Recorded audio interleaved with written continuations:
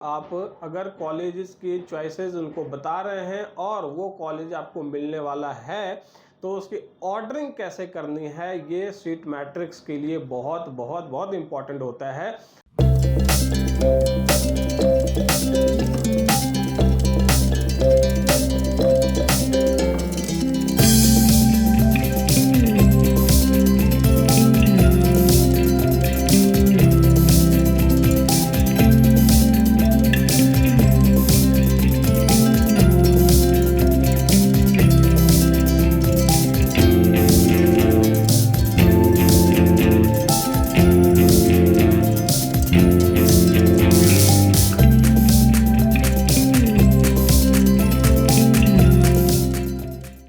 Hello friends, welcome to my career पाठशाला। बहुत important topic है आज का, जिसमें कि मैं जो कवर करने जा रहा हूँ वो है आपका नीट काउंसलिंग, जो ऑल इंडिया कोटा अभी अभी हुआ है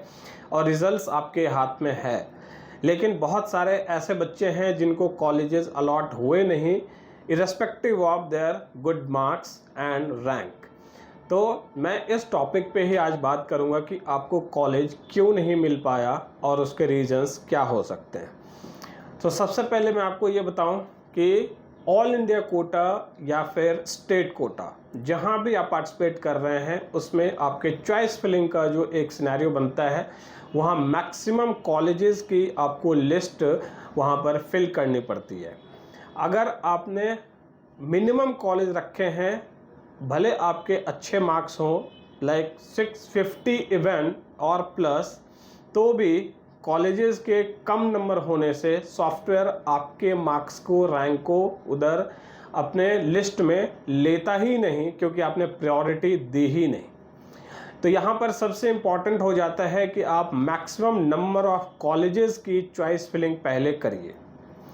इवन हमारे पास ऐसे बच्चों का कॉल आया है जिनके कि 659, 671 इस तरह से उनके मार्क्स हैं और अच्छे अच्छे रैंक हैं, फिर भी वो बच्चा अभी इस साल कोई भी कॉलेज ले नहीं पाया फर्स्ट राउंड में काउंसलिंग में पार्टिसिपेट करने के बावजूद।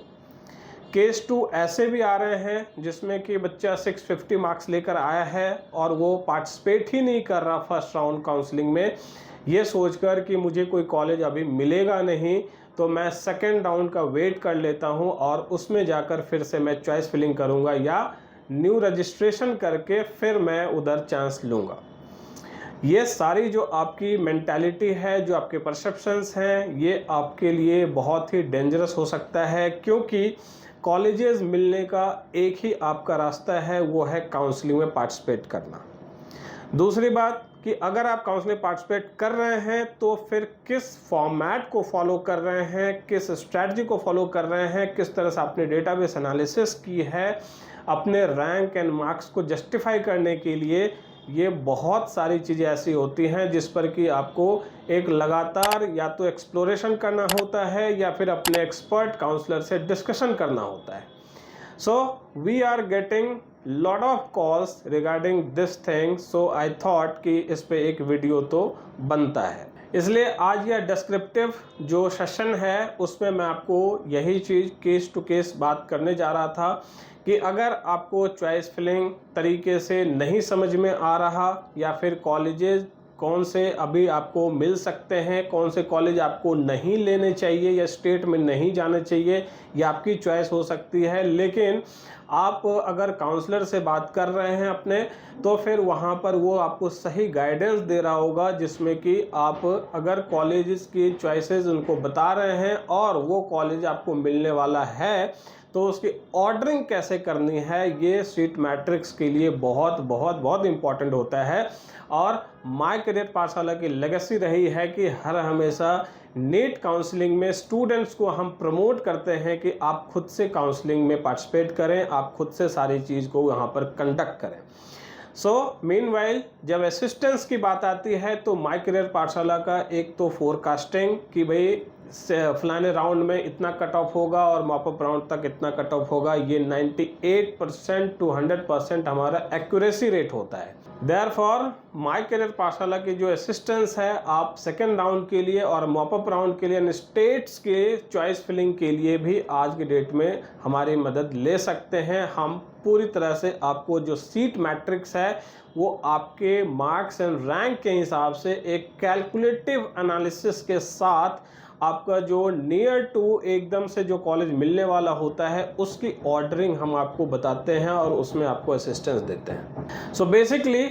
ओवरऑल यही बात है कि अगर आपको चॉइस फिलिंग करनी है प्रॉपर मैनर में तो नंबर 1 पॉइंट है कि आप मैक्सिमम चॉइसेस लेकर चलिए इररेस्पेक्टिव ऑफ और एनी मार्क्स। नीट में आपका कोई भी अच्छे मार्क्स है या कुछ भी है, आपको मैक्सिमम चॉइसेस रखने ही होंगे। सेकंड पॉइंट है कि आपको ऑर्डरिंग जो है कॉलेजेस की वो अकॉर्डिंग टू कैलकुलेटिव एनालिसिस ही करना पड़ेगा, क्योंकि अगर आपने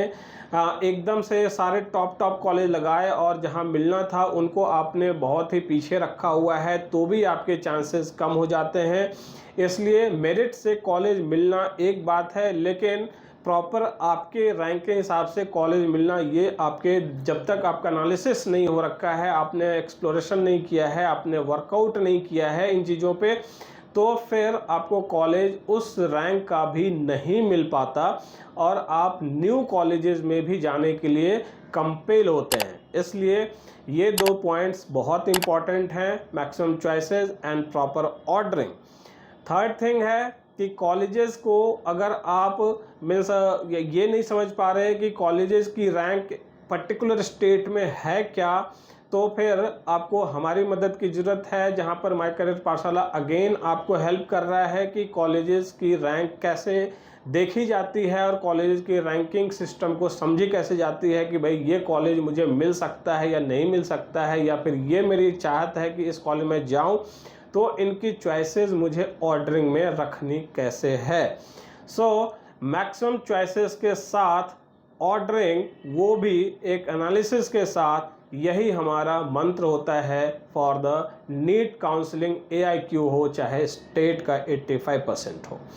तो दिए गए नंबर्स पे अभी फ़ोन करिए for NEET counselling assistance, and जो आपकी क्वेरीज है नीट से रिलेटेड उसके लिए भी हमें आप टोल फ्री नंबर पे फ़ोन अभी कर सकते हैं। So thank you so much for watching, keep liking, keep subscribing for assistance in counselling, call us back. तो नेक्स्ट सेशन में फिर से हम देखेंगे नीट अपडेट के बारे में, और कोई भी ऐसे इंपॉर्टेंट इन्फॉर्मेशन होती है तो मैं जल्द से जल्द आपके सामने आऊँगा। Keep liking, keep subscribing, thank you so much for watching.